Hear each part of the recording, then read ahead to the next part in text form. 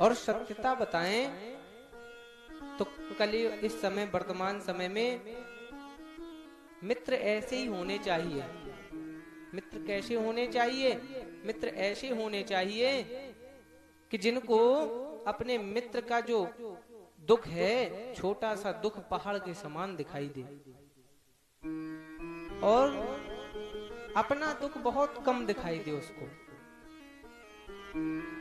मित्र के दुख के सामने अपना दुख कुछ भी नहीं, कितना भी बड़ा दुख हो, लेकिन अपना दुख नहीं समझना चाहिए। लेकिन मित्र के छोटे से दुख को भी बहुत पहाड़ के समान समझना चाहिए, क्योंकि तुलसीदास जी ने लिखा है रामचरितमानस में, जे न मित्र दुख होई दुखारी,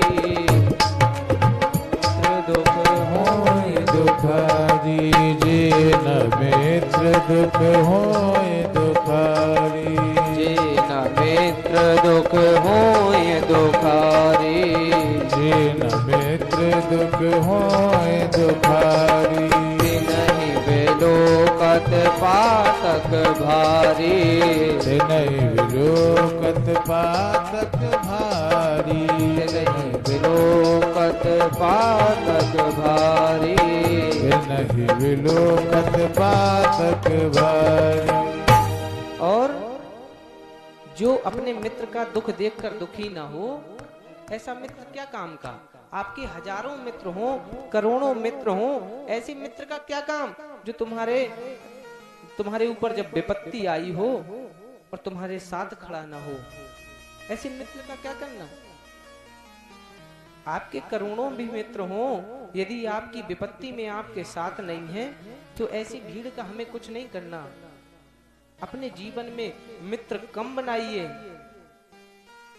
ऐसे मित्र बनाइए, भले ही कम बनाइए, जो आपकी आपत्ति और विपत्ति में आपके साथ हों।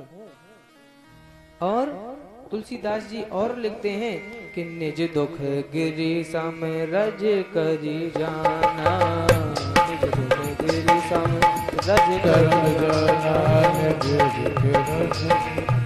रज कर जाना, निज दुख गिरि सम रज करी जाना, निज दुख गिरि सम रज कर जाना, मित्रक दुख रज मेरु समाना, मित्रक दुख रज मेरो समाना, मित्रक रज दुख रे मेरु समाना, मित्रक दुख रज मेरो समाना, निज दुख सुख रज कर जाना, निज दुख गिरि सम रज कर जाना।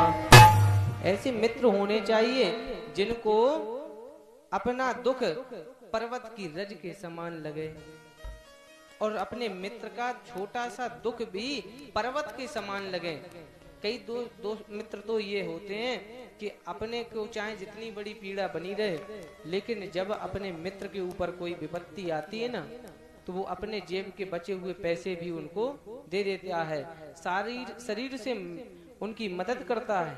लेकिन कई मित्र ऐसे भी होते हैं कि जो आप जब तक सामर्थ्यवान हैं, आप जब तक पैसे में परिपूर्ण हैं, आपका नाम चल रहा है, आपका यश हो रहा है, तब तक तो वो आपके साथ हैं, और जैसे ही आप विपत्ति में आए तो उन्होंने आपका साथ छोड़ दिया। ऐसे मित्र नहीं होने चाहिए जीवन में।